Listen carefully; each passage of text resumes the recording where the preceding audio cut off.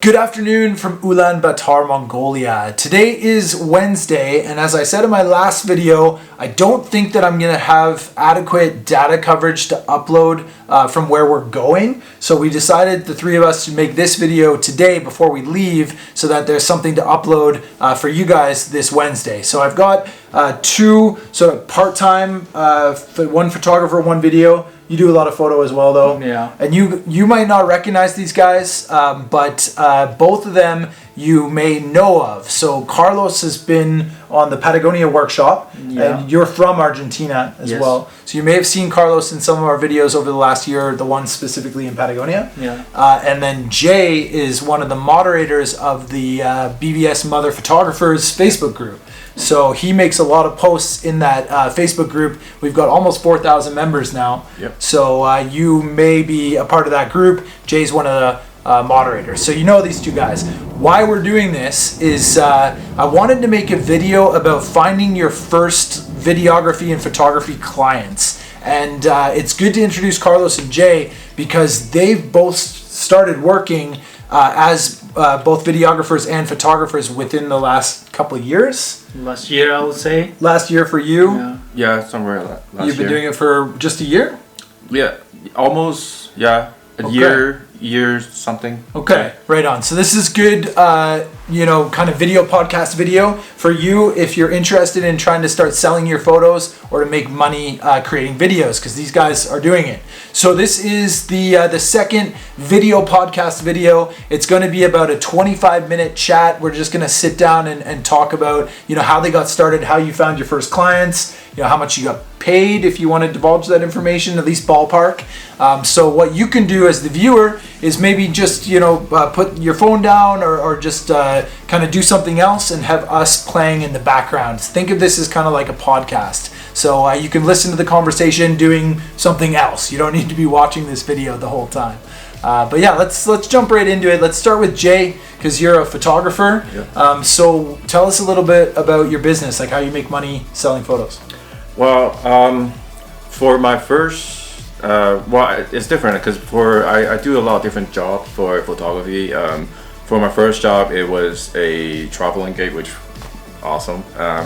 But for the most part, nowadays I do a lot of product photography. Portraits, and then also shooting products. Products. Yeah, for like online product sales, stuff like that. And yeah, so these are the main two categories, so to speak, that I earn money from photography nowadays. Yeah, and where do you do that? Where's your business based?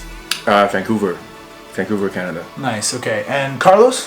I'm from Ushuaia, all the way down to Argentina.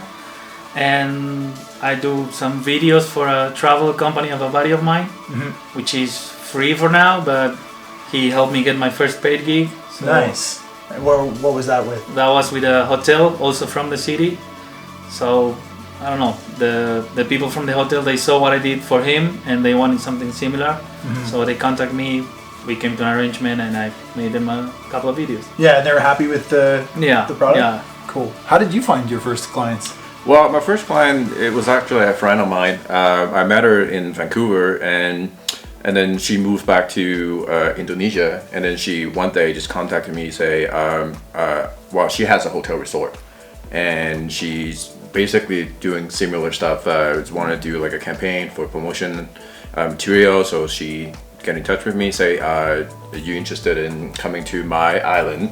In Indonesia. Yeah, so I was there for a month, and then she flew me there, and then that's how I started. Did you get paid for that, or did she just cover your expenses? I did get paid for that, yes. Wow. Yeah. Wow. So so she flew me in, and then everything is covered as well as a little money.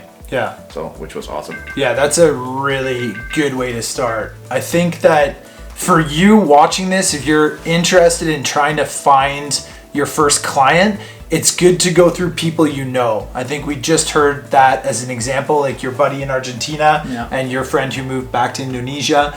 You start with your own network. The people who see your photos and your videos are probably the people closest to you or friends of friends, right? And they may think of an opportunity where they can use what you're creating to help promote their business or promote somebody else's business, somebody they know. So a lot of people think that it's so hard to get started. They're like, oh, well, where am I going to find my clients? Yeah, if you have a network of friends or colleagues or family and people that obviously show interest in what you're creating, those are the ones that you should be reaching out to, saying like, hey, I know you really like my photos. Do you know anybody that might be interested in buying them? It's not... I don't think that the opportunity is just going to land on your lap. It's not like a golden egg is just going to pop into your email inbox one day. You need to go out there and try and find that work. So that's where the hustle comes in, right? So if you're doing stuff for free in Argentina for your buddy, that's like you're kind of hustling to create a portfolio, which then you can use to show other clients. And a lot of people will see what he's getting and they will say, I want that. And then who made that for you? So that's how I got my connection to the hotel people, and hopefully I will get some more gigs. Yeah, the ball keeps rolling like that. That's like specific networking, and then once you get that ball rolling, hopefully they'll tell other people, etc. So like I think like the starting, how to get your first video clients is really important to focus on networking for sure.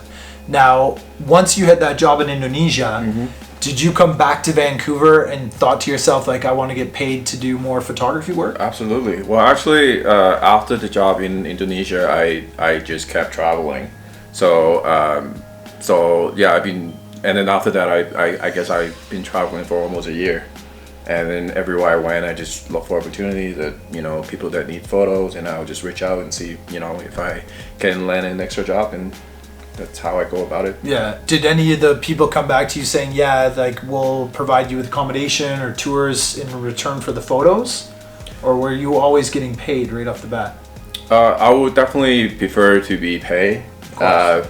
If not, then, look for other, options for, say, like a tray, something like, accommodation, like you said, food or something, or, get published somewhere.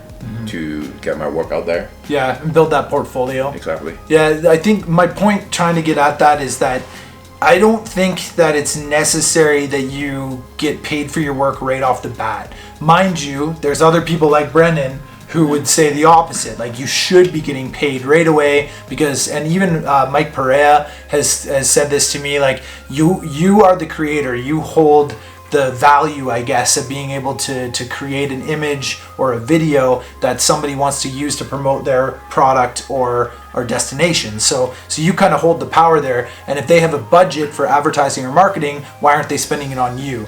And I understand that argument, and I'm interested to know your thoughts. So if you're still with us on the video, throw them in the comments for sure. If you're just listening to this, maybe contemplate, to yourself, would you be willing to do a couple of jobs right off the bat for free, like Carlos had done, to build a portfolio and then hopefully get more work out of that? Or would you take sort of Jay's route of getting paid for that first job, getting flown to Indonesia to a private island for a month, and have that paycheck as your first job? It's obviously we all want to get paid, but I think that building a business is about building relationships, and that you can do a lot easier if you offer your service in return for their service, whatever it is.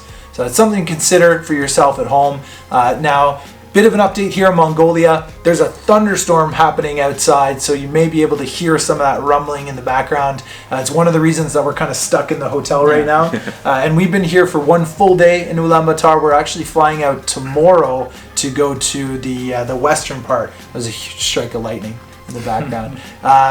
So yeah, where we're going is really, really remote. It's you guys have never been there, hey? No, not at all. No, it's really close to the border with China, Russia, and Kazakhstan. It's called the Altai Mountains. So Google that if you don't know where it is. That's where we actually are right now in your time on Wednesdays. So this is kind of like we're filming this from the past. But the reason that I wanted to get this out now is because we're not going to have very good connection to data because it's going to be super remote. You know, we're camping too for a couple nights, huh? Yeah. It's and high altitude. We're going to be at 3,500 meters. So I'm expecting to get some really cool content there, and then I'll be able to hopefully get that up either next Sunday or next Wednesday for you guys watching back home. So let's continue our conversation. This is about finding your first video and photography clients. So you guys have been doing this for now a year. Is it your full-time job? No.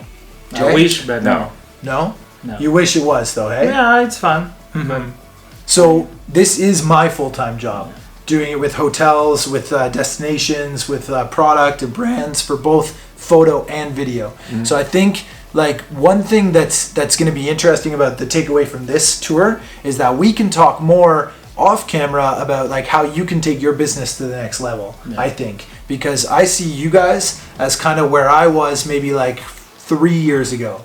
Right, and even Brendan, I see Brendan as where I could be maybe 2 years from now. So it's sort of interesting to see that those different points in the timeline of your business, because it could be 2 or 3 years from now that this is your full-time job as well. You know, making videos and selling photos. Yeah. There's a lot of opportunity out there. Another lightning strike. Yes. So, like, do you see the future for you, Jay, in Vancouver as being a full-time photographer? Yeah, I mean, I can see that. I mean, now just going to make more connections and then trying to have more and more jobs. So eventually, I can turn this into a full-time job. Yeah. So yeah. Yeah, nice. And you as well? Yeah. I think there is a lot of opportunities and a lot of business. They don't have that modern way of publicity and making content. So I think I have a chance to create a good network where I live. Mm-hmm. Is there much competition in Ushuaia? There are agencies that create content, but not the way that you do it. Mm-hmm. Okay. Yeah. So you can create sort of your own little specific style that they'll be more interested in. Yeah, that's the idea. Yeah. Be more like I want to take you in the experience of the tour or whatever you're doing. Mm-hmm. So if you were watching this video, I'd put this out to both of you guys, what would you be interested in hearing from yourself? That makes sense? Like if you were looking at this a year ago and you were afraid of quitting your job or like investing in all the equipment, like do you have anything like advice to the people watching this who are looking for their first clients? Like what should they do, you think? Well, just find your closest friends, whoever needs some content creation, and offer them something. Just talk to them, create something, and see what comes out. Jay? Yeah, I mean, I would say the same thing. That reach out to your friends that you know that they're going to need content, be it video or photos. Talk to them. There's no harm to talk to them. You know, if they say no, then you can move on to your next friend or a client, a potential client that you know that they might be interested. Mm-hmm. Just go ahead and start doing. Because if you just sitting down here thinking about it, it's never going to happen. Yeah, and that can be anything. So a good example is a woman named Kirsten, who was with us in Crete last summer. She's from Alberta in Canada, and I was scrolling through Instagram yesterday, and she had a photo shoot that she did for like a rollerblade company, and there were these guys like jumping off of skate parks with their rollerblades, and she's probably not a rollerblader, but I guess somehow she got this job and just went to a skate park and was photographing these rollerbladers, and she probably got paid for that. So it can be anybody and anything. If you really want to like build a business around photography, you shouldn't be picky like, oh, I only want to shoot travel. Exactly. Or I'm never gonna shoot weddings. The amount of time I hear people saying that, even myself sometimes being like, oh, I would never shoot a wedding. That's not true. If I was living in one place and was tied down with like a mortgage or kids or things that currently I don't have in my life, but if I still wanted to make money as a photographer, those opportunities are there. You shouldn't be necessarily picky about, oh no, I don't want to shoot weddings, or I would never shoot pets. If somebody's willing to pay you for your photos, just do it your style, your way, and then see what opportunities come from that. Yeah, that's pretty sound advice, I think. Yeah. Yeah. So if you guys have any questions for these guys, be sure to leave them in the comments, and I will force you to look at them. We will reply. Yeah, exactly. You got to reply. And definitely go and follow Jay and Carlos on their Instagram.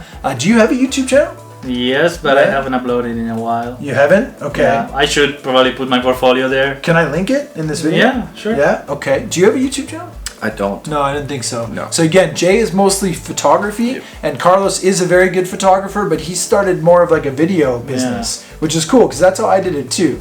Yeah, I used to get paid for photos, but I realized that I could get paid more for video. No offense. Yeah. At least I could then, but I really enjoy making videos too. So yeah, I'll link their portfolios. Instagram, I guess, is a good one for you. Instagram or Facebook page. Yeah, as well. Jay's a really good portrait photographer. I've been following you for like over a year now because you've been associated with the Facebook group. Yeah. And you've got some really, really good stuff, man. Thank you, man. So that's pretty cool. And yeah, I've got a whole bunch of your linked videos from these client work that we're going to dive into a bit more detail on this trip here in Mongolia. Right. But be sure to go and check these guys out, and I hope that you've stuck with us. I know it's a bit longer of a video, but in this format of video podcast video, it's about you just listening while doing something else essentially. But if you have been watching the whole video, that's awesome. I'm glad we kept your attention, and thank you to Jay and to Carlos. Thank you for having us. Yeah, do you want to add anything before we go? Or? Just be mindful of your actual skill set. I started making videos because I like to make videos, and that's how my buddy saw them. We went to paddle on the lake, and I just make a fun video out of it, and he said, dude, I like this, I want this on my excursions, and that's how I ended up making more videos and get my foot on the door. Yeah. Any last things to say? Yeah, I would say don't be afraid to put your work out there for people to see. Otherwise, no one would be able to find you, to give you work if you never share your content. Yeah, absolutely. Good points there. So, as always, thank you so much for watching. You've got lots to look forward to here in Mongolia because as of right now, while you're watching this, we are in a super remote part of this country, far, far into the west with the border of northern China and southern Russia and the Altai Mountains. Check that out. That's where we are right now. And we will come back to you with, great content and some great photographs over the next few days. So, as always, thank you so much for watching. Hope you liked the video, and we will see you on the next one.